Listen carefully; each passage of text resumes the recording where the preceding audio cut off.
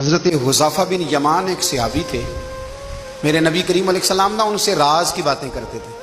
ہر بندے کا ہاضمہ ٹھیک نہیں ہوتا، سب سے راز کی بات نہیں کرنی چاہیے۔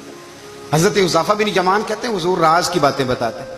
مدینہ منورہ میں جو منافقین تھے ان کی لسٹ بھی نبی پاک نے حضرت حذیفہ بن یمان کو دی تھی۔ جب کوئی مشکوک آدمی مر جاتا نا تو صحابہ کہتے ہیں ہم دیکھتے اگر حضرت حذیفہ نے جنازہ پڑھا ہے تو ہم بھی جنازہ پڑھ لیتے۔ نبی پاک نے بھی کچھ جنازے نہیں پڑھے، ترمذی میں ہے، فرمایا عثمان سے جو بغض رکھے اس کا جنازہ نہیں پڑھیں گے۔ حضرت حذیفہ بن یمان اگر جنازہ پڑھتے تو لوگ پڑھتے، وہ نہ پڑھتے تو لوگ جنازہ نہ پڑھتے۔ حضرت حذیفہ بن یمان کہتے ہیں جناب عمر فاروق کی خلافت کے آخری ایام تھے، کچھ دنوں کے بعد وہ شہید ہو گئے۔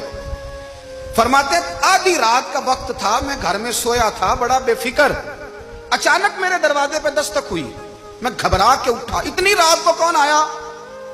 کہتے ہیں قربان جاؤں، دروازے پہ گیا تو امیر المومنین فاروق اعظم دروازے پہ۔ میں نے کہا عمر کوئی حکم تھا تو مجھے بلا لیتے۔ کہنے لگے میں نا امیر بن کے نہیں آیا، تیرا ویر بن کے آیا ہوں۔ امیر المومنین کی حیثیت سے سرکاری کام سے بلاتا تو وہاں بلاتا، مجھے ایک ذاتی کام پڑ گیا۔ کہتے ہیں میں نے عمر کو گھر کے اندر بلا کے چارپائی پہ بٹھایا، میں نے کہا حضور میں غریب آدمی، میں کیا آپ کے کام آ سکتا ہوں؟ تو کہتے ہیں انہوں نے نا مجھے ساتھ بٹھا لیا، پھر میرا ہاتھ پکڑ لیا، کہنے لگے تو عمر کو جانتا ہے؟ عمر جھوٹ نہیں بولتا، تو جانتا ہے عمر وعدوں کا پکا ہے؟ کہا حضور جانتا ہوں۔ کہا میں اس وقت آیا ہوں جب دیکھ بھی کوئی نہیں رہا۔ حضرت حذیفہ بن یمان کہتے ہیں پریشان ہو گیا، حضور پہلیاں نہ بجھوائے، مہربانی کر بتائیں کدھر آئے ہیں؟ حضرت عمر فاروق فرمانے لگے 62 سال کا ہو گیا ہوں، 63 میں چل رہا ہے، داڑھی سفید ہو گئی ہے، پھل پک گیا، اٹھ فریدہ ستیا، داڑھی آ گئی پور، اگا نیڑے آ گئی، پیچھا رہ گئی دور، اب قبر اشر کا معاملہ صاف نظر آنے لگا ہے۔ کہا حضور مجھ سے کیا چاہتے ہیں؟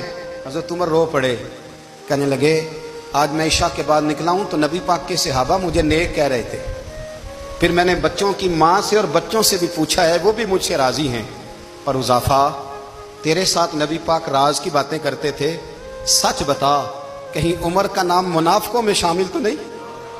سچ بتا ان منافقین میں تو شامل نہیں، کہیں اوپر سے تو نہیں سارا کچھ؟